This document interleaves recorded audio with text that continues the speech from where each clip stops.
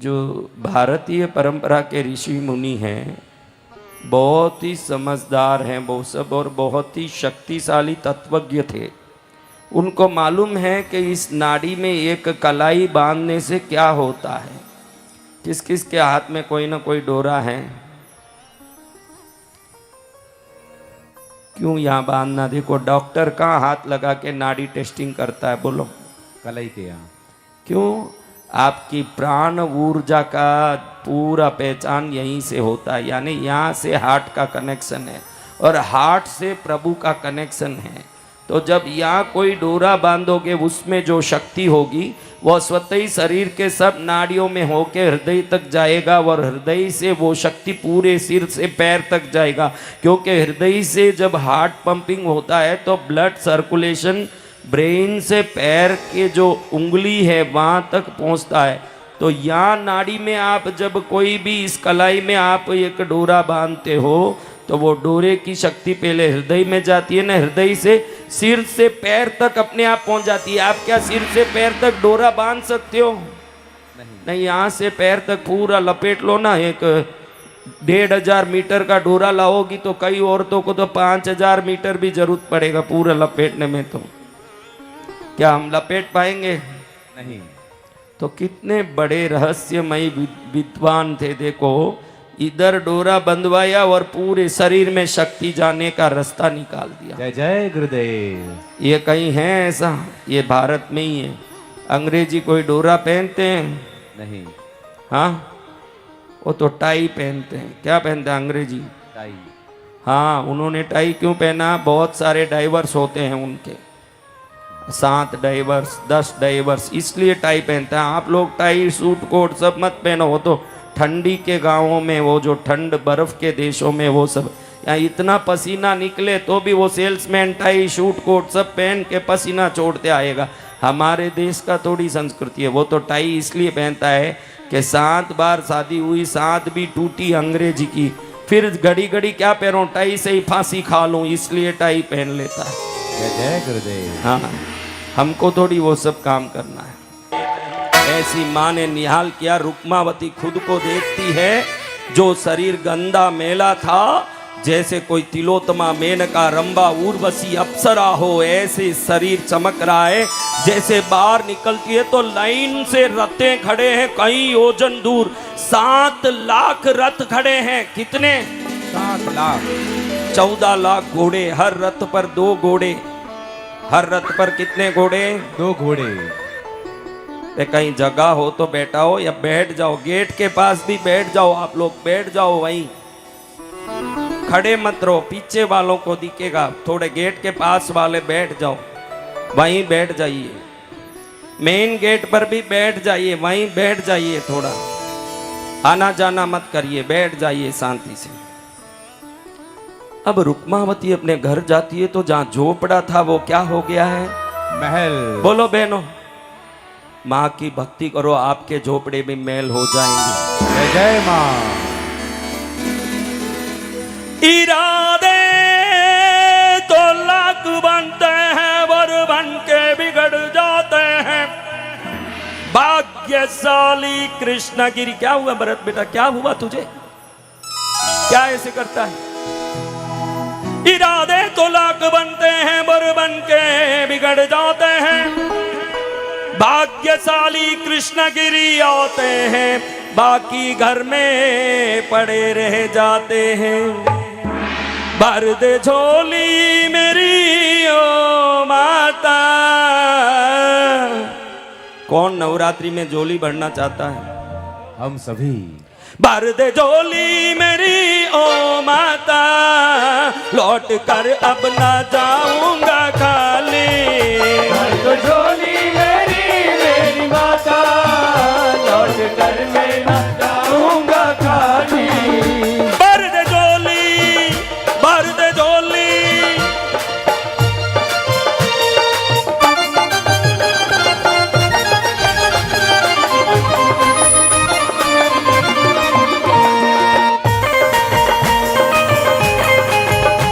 बोलो पद्मावती मात की। अब जहां झोपड़ा खड़ा था वहां महल खड़ा है। क्या खड़ा है? महल महल भी कैसा? 7 मंजिला। गांव के राजा विक्रम का भी महल नहीं, 70,000 कमरों वाला महल। कैसा महल? 70,000 कमरों वाला महल। देखते ही एकदम रुक्मावती दंग रह गई। अगर तुम्हारा कृष्णगिरी में दरबार नहीं होता, ये बेड़ा गरीबों का कभी पार नहीं होता। ये बेड़ा गरीबों का कभी पार नहीं होता। अगर तुम्हारा कृष्णगिरी में दरबार नहीं होता, अगर तुम्हारा कृष्णगिरी में दरबार नहीं। देखो भाई, सीधी बात, जिन जिन को कृष्णगिरी के कारण कल्याण हुआ वो सब हाथ ऊंचा करो। देखो इतने लोग हैं, भरे पड़े हैं, दरबार में भरे हैं, बजाओ ताली। अब वो अंदर जाना चाहती है, अंदर नहीं जा पा रही है, क्योंकि अंदर हर कमरे में हीरे पन्ने भरे हैं। क्या भरे हैं? हीरे पन्ने। अब जाएं कैसे? बाहर 7 लाख सेविकाएं खड़ी है, रानी रानी हुजूर हुजूर करते हैं, सबको आदेश देती है, सब कुछ कमरे खाली करो, मुझे रहना है। 5वें मंजिल में 55,555 नंबर का कमरा रेडी करो। क्यों ये करना? क्योंकि माँ का नंबर 5 आज नवरात्रि में दिन भी है 5वां। हाँ, एकदम हीरे पन्ने निकाल के बाहर फेंक रही है सभी सेविकाएं, और जैसे ही बाहर फेंक रही है, बड़े बड़े सेठ उधर वो हीरे पन्ने चुगने के लिए ऐसे पड़े जैसे भिखारियां पड़ रहे हैं। कमरा खाली किया गया, कमरे में सोने के पलंग पर सेठानी को सुलाया गया। पानी प्यास लगी, पानी लाओ। अब एक पानी ला रही है एकदम छान के, 25 बार इलायची डाल के छाना, 25 बार लवंग डाल के छाना, 25 बार तार मिश्री डाल के छाना। फिर धीरे से एक सेविका गले सहला रही है, क्योंकि रानी है, कहीं गले में पानी अटक न जाए। धीरे से पानी पी रही है, लेकिन ये समाचार कहाँ पहुंच गया कि भाई रुक्मावती बहुत बड़ी सेठानी, 70,000 कमरे भर के हीरे पन्ने हो गए। कहाँ समाचार पहुंच गया बताओ? तुम लोगों को पिक्चर देख देख के क्लाइमैक्स क्या होता है पहले ही मालूम पड़ चुका है। इतनी होशियार हो तुम सब। हाँ, ऋषभ दत्त के बारे। हाँ, ऋषभ दत्त को पहुंच गया कि गांव के राजा से भी बड़ी पैसे वाले हो गई। भाभी कहती है, यानी ऋषभ दत्त की पत्नी, कि कल शनिवार को अगर ये अपने घर में वीआईपी गेस्ट बन के आ जाएं तो राजा भी अपना हो जाएगा। इतनी पावरफुल हो गई, इसको कैसे भी लाओ, पकड़ के। भाई कहता, वो कहाँ से आएगी? वो तो आज मेरे से लात खा के गई है, रीढ़ की हड्डी टूटी। पद्मावती देवी प्रसन्न होके वरदान दे दी, इसलिए अभी ये हुई है, मेरे पास नहीं आएगी। बड़ी यूं अपने गुस्से में तिलती होगी। ननंद बोलती है कि नहीं आऊंगी। ऐसे सुनते ही भाभी बोलती है कि क्यों नहीं आएगी? मैं जानती हूँ भाई के प्रेम के सामने बहन हरदम झुकती है और झुक जाएगी। जाओ, बुलाओ बुलाओ। भाई धीरे से जाता है, उतरता है रथ में, तो बाहर खड़ी हुई सेविकाएं कहती है, कौन हो, क्यों आए हो? अरे मैं रुक्मावती का भाई हूँ, मुझे अंदर छोड़ो। अरे सुबह से कई भिखारी तुम जैसे आ गए भाई बन के, जाओ यहाँ से, जाओ यहाँ से। बड़ी मुश्किल से अंदर जाता है, देखे तो बहन सोई हुई है। क्या ठाठ क्या पाठ, हाथ जोड़ के, बहन याद है मुझे, आओ भैया, आपको कौन भूल सकते हैं, बैठिए, क्या बात है? कल अपने घर में जो भोजन है 3रे दिन का, हमारी इच्छा है कि उसमें तुम मुख्य अतिथि बनो। तुम्हारे बगैर तुम्हारी भाभी रो रही है कि मेरी ननंद क्यों नहीं आ रही, ननंद क्यों नहीं आ रही है, ये चिंता कर रही है। तुम पहुंचो।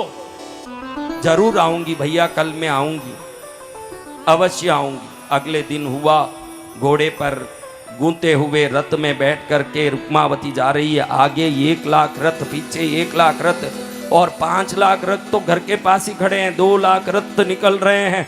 जाओ तो स्वयं भाभी बाहर खड़ी है,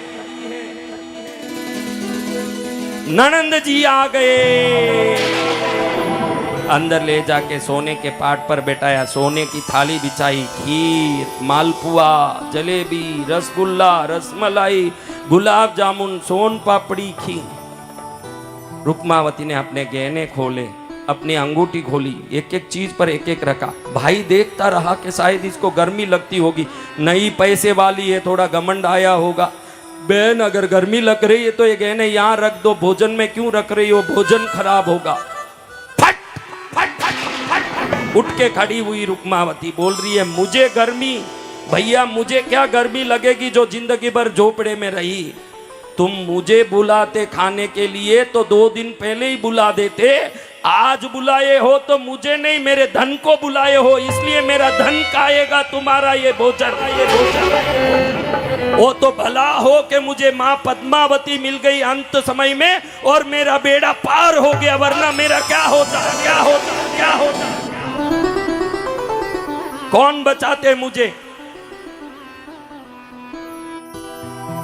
कभी फुर्सत हो तो पद्मावती निर्धन के घर भी आ जाना, जो रूखा सूखा दिया हमें तो उसका भोग लगा जाना।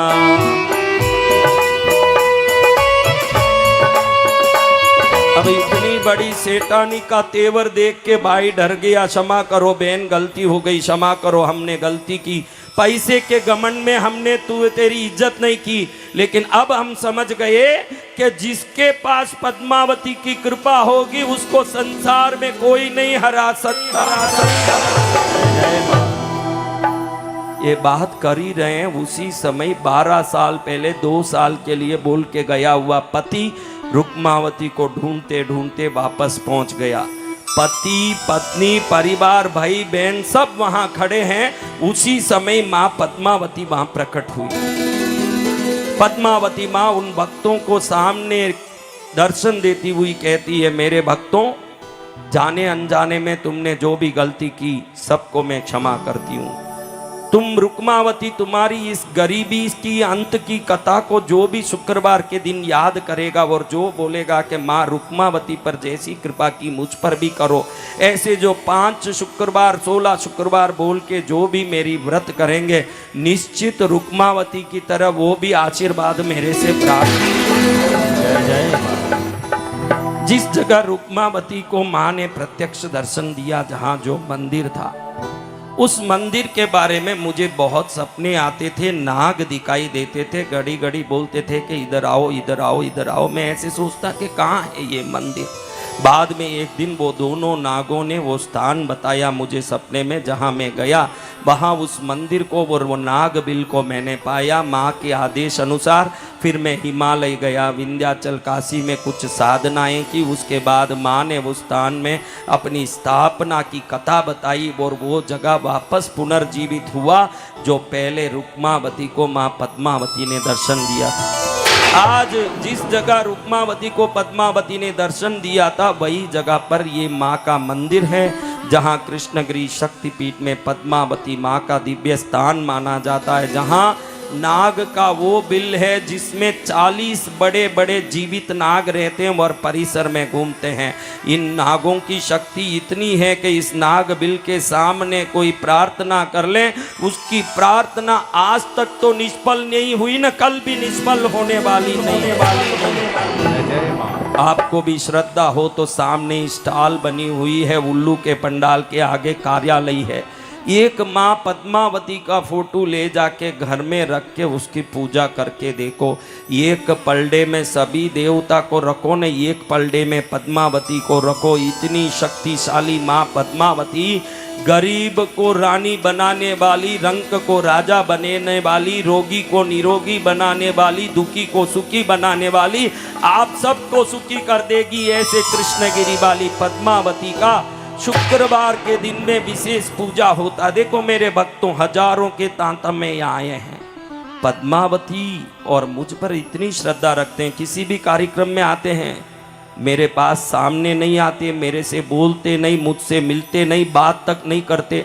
आज तक इतने हजार लोग जो दूर दूर से अमेरिका से भी आए हैं, लंदन से भी आए हैं, नेपाल से भी आए हैं, सिंगापुर, मलेशिया, हांगकांग, कोई एक भी मुझे मिलने आया क्या? नहीं एक भी बात करने आया? नहीं किसी ने देखा कि कोई भक्त मेरे यहाँ आके बात कर रहा है? नहीं। क्योंकि उनको मालूम है कि भक्ति करेंगे तो शक्ति स्वयं ही आएगी। इतने अनुशासित भक्त किसी विश्व में किसी संत के नहीं होंगे। हजारों के ताते में आए, एक भी मिलने नहीं आते। उनको मालूम है कि जब गुरुदेव को जो करना खुद ही करेंगे, हमको क्यों वहां जाके खड़े होना। ये भक्तों की भक्ति, ये भक्तों का प्यार, ये भक्तों की शक्ति, यही कृष्णगिरी की पूंजी है। जो कृष्णगिरी बेंगलुरु से 90 किलोमीटर दूर और चेन्नई से 265 किलोमीटर दूर, जहां नागराज का विशेष पर्चा है। मैंने 2004 में एक साधना की थी। पहले माँ का ये प्राचीन मंदिर ही था, लेकिन मैं जब 2004 में 240 दिन की मौन साधना किया, उस मौन साधना के समय माँ ने अपने 23 रूप में मुझे आज्ञा चक्र में दर्शन दिए। जिन जिन 23 रूप को मैंने देखा, वो 23 रूपों के मंदिर बनाए, जो 2 करोड़ कांच के टुकड़ों से और शुद्ध सोने से बना हुआ मंदिर है, जो गिनीज वर्ल्ड बुक में विश्व का सबसे बड़ा कांच के मंदिर के रूप में 2 करोड़ कांच के टुकड़ों से बना भव्य मंदिर है। अब वहाँ 421 फुट ऊंचा भव्य मंदिर भी बन रहा है। ऐसे निर्माणाधीन भव्य कृष्णगिरी शक्तिपीठ में जो भी आया, आज तक तो खाली नहीं गया, ना आगे भी खाली जाने वाला नहीं। ऐसे पवित्र तीर्थ की कथा आज इसलिए सुना रहा हूँ कि आज माँ पद्मावती का दिन